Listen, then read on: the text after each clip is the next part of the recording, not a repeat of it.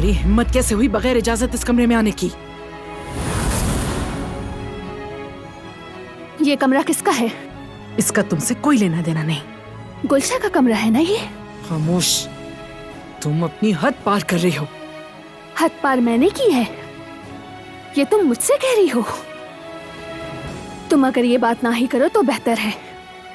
मेरी जिंदगी बर्बाद कर दी, ये ख्याल उस वक्त आया था?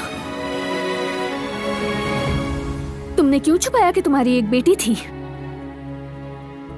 और इस कदर गुस्सा क्यों आ रहा है? दफा हो जाओ, निकल जाओ मेरे घर से। क्या छुपा रही हो? तुम बगैर इजाजत मेरी बेटी के कमरे में आ गई और उसकी यादों को पामाल किया।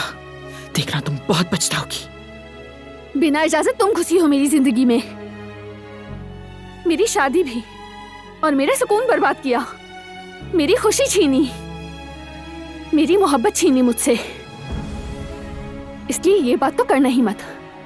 सबसे बड़ी बेहुरमती तो तुमने की है मेरी। किस बात का बदला लिया तुमने मुझसे?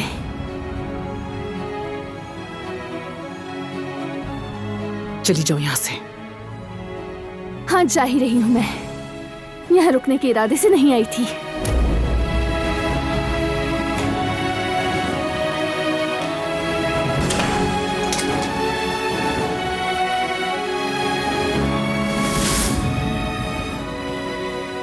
मैं जा तो रही हूं, लेकिन ये मामला भी खत्म नहीं हुआ।